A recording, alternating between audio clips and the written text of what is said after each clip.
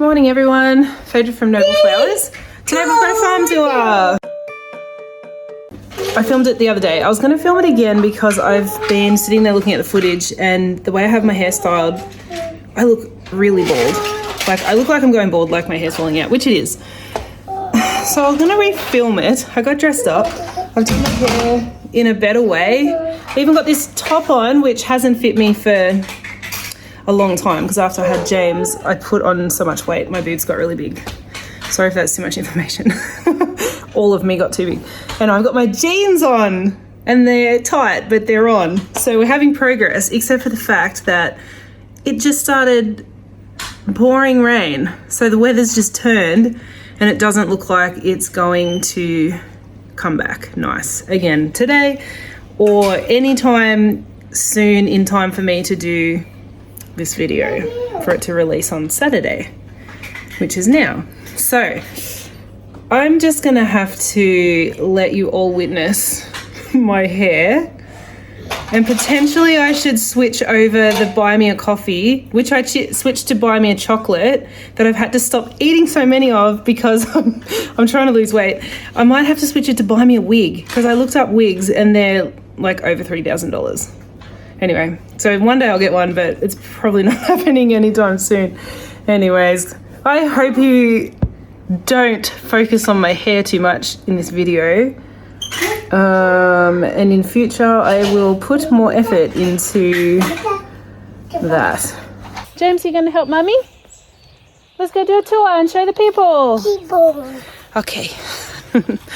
All right, I'm gonna start with the veggie patch because if you have been following along, you know we have this massive issue with couch grass, which is a kikuyu. Look, it's just like this crappy grass. It just is so invasive. So I am just picking it out, digging as deep as I can. I had watched a lot of YouTube videos and thought I was just gonna lay newspaper down everywhere, weed mat, mulch, and just try and solarize it. But it's not going to work. The runners, they can be all the way over here and, you know, like they can be meters away. It's just going to feed them underneath. So I spoke to another farmer and he said the only way to do it is to have a trench dug all the way around and put a barrier in that's about 30 centimeters deep because that's the roots won't go any deeper than that.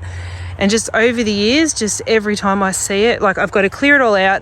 And every time I see it, I just have to pull it out.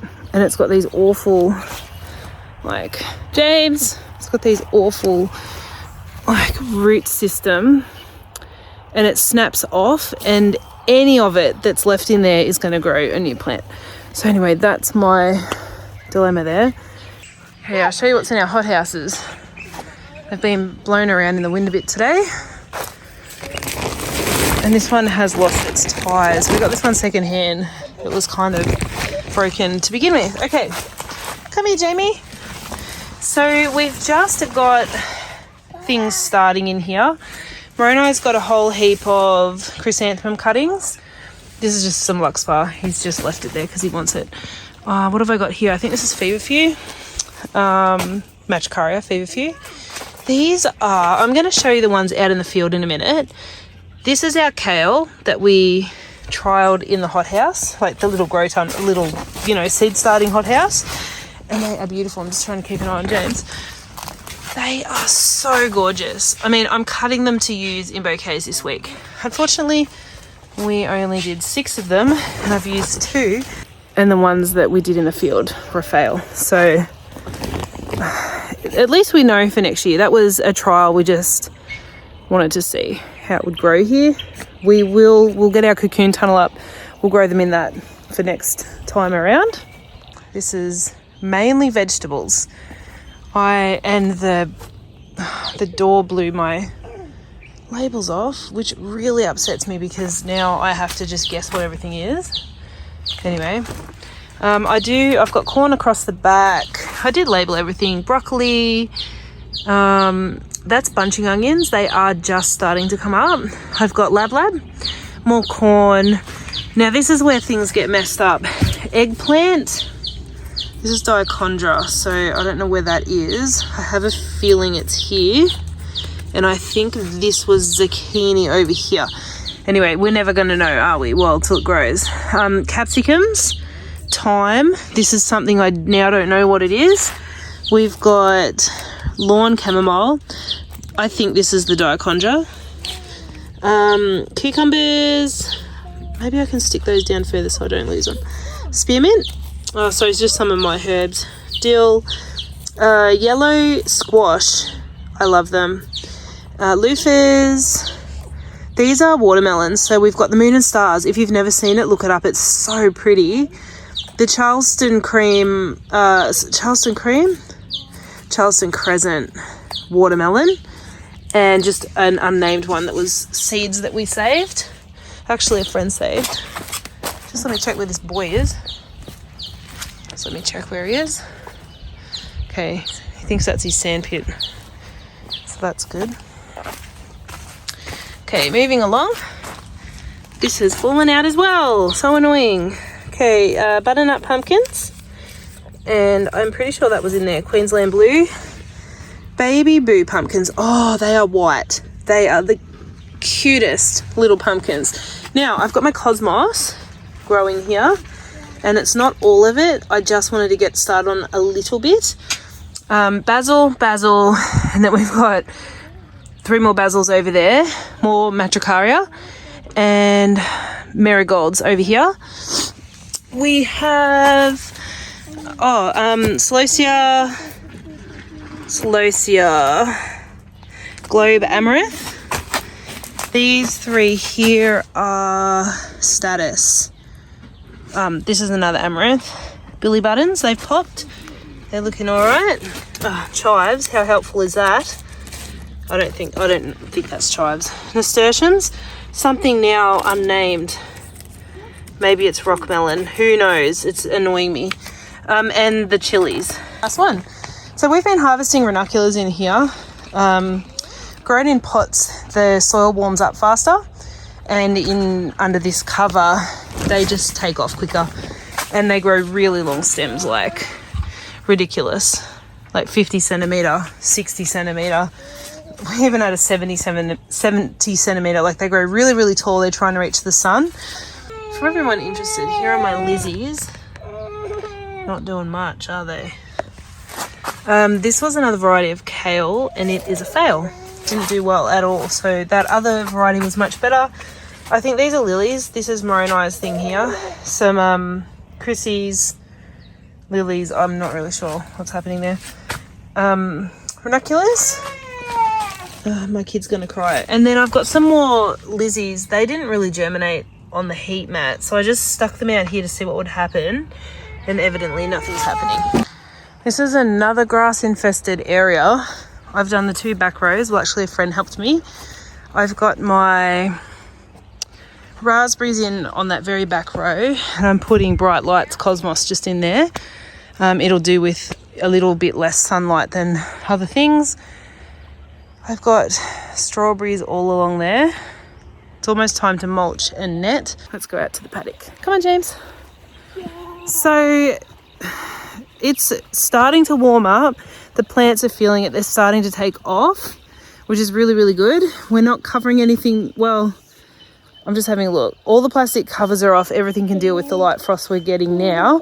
But let me show you the kale. Remember the ones I just showed you in those little seed tunnels?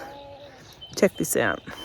Just very, very ordinary. You know, like you do come along and pick off these bottom I snapped that one. Anyway, what's happening here? We are just going to rip them all out and use the bed for something else. It's just a fail. We know for next season to just pop them in the tunnels. And probably what we would do is do another plant more seed in January for an autumn, hopefully, fingers crossed, an autumn harvest of kale. And possibly it might take us into the winter because it's such a nice big feature head to have in a bouquet. So we're working on it. This bed is ranunculus, and these were the ones I grew from seed. So you saw those ones that I've still got in the hothouse. They're very small. this was the same thing. They were planted from those tiny little plants. So they're actually, and we have been covering them just to speed it up. These ones were tiny little corms. I think we started from seed last year. So they're going to be a lot better this year. But in terms of plot number 1, that's it. That's all we've got. We've got a lot of work to do. This plot up here, number 3, is the one we're going to start planting in next. It's going to have the spring stuff in it, and then the summer stuff goes in here, because otherwise there's too much shade in this plot for any other time of year. So let's start on plot number 2. We've got my Godetia under here, and it's actually doing really well. The last 2 seasons I've had it in a much more sheltered position, but it's going great. So, and I love it, so I'm pretty happy with that. We've got Luxbar here, and it is starting to get a bit bendy, so I think we might flower net it, even though we didn't last year. I think we will. Feverfew. Now this is a experiment. This is the Feverfew we planted in autumn last year. So we've harvested from it in for like, I don't know, well, last summer, and we've just let it reshoot, and we're going to see what happens. My thoughts on it at this point are it's a waste of space. Like, I think at this point I would have rather rip it out as soon as it slows down its production, and get something else in that bed and just succession plant Feverfew. I feel like waiting months for it to reshoot and for us to pick from it again is a waste. But Moroni, he's on team leave it. So we're going to see what happens, if it's worth it or not. I don't think it's going to be. I think we do have other rows planted out of new seedlings, so we'll see what happens. But let me show you this kale. This is even worse than the last one. So my black kale, which has now gone purple because it's going to seed, has gone to seed. Like, no good at all. Obviously there's a lot of weeds. And the other one, so this variety up this end is the same variety that I have in the hothouse that grew beautiful. But look at this. It's terrible. Really bad. So we know we're not going to be growing that in the field. We'll put that in hothouses. Next row in plot 2 is our ranunculus. Others in our area are already harvesting flowers, but like I've mentioned before, we just seem to have this cooler microclimate, and everything that we grow is behind everybody else. So we can look forward to this oh, he's got his shoes off. In time. Next one is our new Feverfew, and it will take off very soon. It's growing really well, but once it gets a little bit warmer, it's just going to take off. It would have been cool to pull one out of the ground and show you what the roots are like, because this was cool flowers. These are all cool flowers. This row is the Bells of Ireland.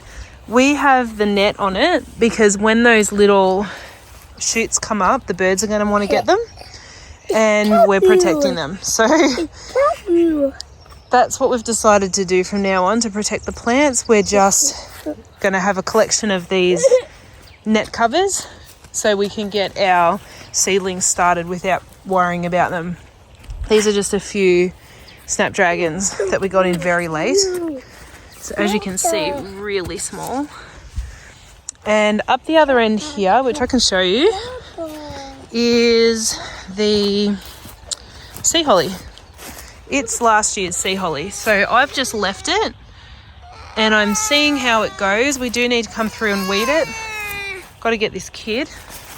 Oh no, did you hurt yourself, baby? Come to mommy. Come on. Oh, not before. Oh, let me have a look. Let's see. Is it sore? Oh, baby. It's okay. You're lucky this time. Okay. He's going to turn into... Oh, there's a kangaroo. Look. Well, it's a wallaby. It likes to hang around the flower patch. It doesn't really do damage, which is good. Okay, back to the sea holly. I had great intentions of saving the seed, you see? but I didn't. But it's fallen down and grown new plants anyway, so it had a purpose. Okay, plot number 3. Moroni has done his first pass with the rotary hoe, and we now need to pull out the weeds, and I'll show you what we're doing with building the beds. We had a farmer friend come out and he gave us some tips, and I think he's probably going to hop on YouTube with me one day and talk to you about stuff. But this is how he's recommended we do our beds here. So they're very mounded up with a channel, because he said we need to preserve as much water as we can. When it rains, it's going to go in there and then into the roots. So that's what we're doing. We've got feverfew. Those ones just took off. There must be something really nutrient in the soil there that they love. I don't know what's going on there. Hello, I'm editing. I found out what's going on with those few plants up the back. It's not because they took off. Moroni told me that he's trialling taking cuttings from the feverfew. So they're the ones he took cuttings from, and they've taken off. Okay, we've got a big job ahead of us. Get this ready. This is where sunflowers, zinnias, and a few other things are going to go up here. And then oh look, the wallaby's going to hop around now. You want to watch? Can you see the wallaby, James? Look.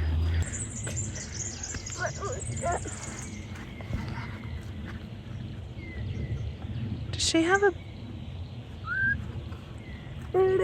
baby in her pouch? Oh my gosh, there is a baby. Do you see its little head poking out? Oh, I want to see it. I hope it hops out. The girls told me the other day they saw a baby, and I didn't believe them. Anyway, we've got proof now. I know as I zoom in, the quality goes to poo. If I just walk towards her, I don't want to scare her. She's actually quite friendly. But yeah, I just want her to stand up a little bit so we can have a look. Show us your baby. Show us your baby. I highly doubt she's going to let her baby out while I'm here though. She visits us on the front lawn anyway, so when I see her and the baby out, I'll grab some footage for you. Okay, so plot 3 in the works. Plot 2, cool flowers, are in and doing stuff. I think in that row that we're ripping out that has the failed kale, I think we're putting the lilies. We've got a row of lilies to get in. I think they're going to go there. And they can deal with a little bit of light frost at the end of the frost season. So they're fine to go in now. And what was the other thing? Oh, this row here, I've got some Canterbury bells I'm interested in trying, and I'm not sure if I can put them in this late. I'm going to have a look. But there you go. Ronald's got a couple of other things over here, but I don't know what they are. If you saw that drone footage last week, you would have noticed, well, if it stood out to you, that he didn't line them up. So it's like OCD overload there. Oh, it's more feverfew. Where's that Luxbar? I don't know. And then this one, I don't know. It looks like it's just a fresh bed that he hasn't got anything in, and the grass is taking over.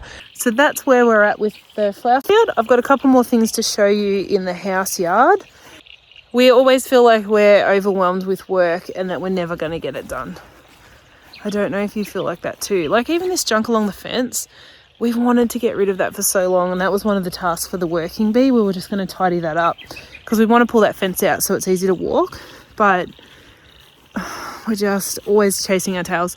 And we were talking this week, we need an employee, but we're right at the point where we don't quite earn enough money to afford an employee, but we feel like we just can't manage the workload anymore.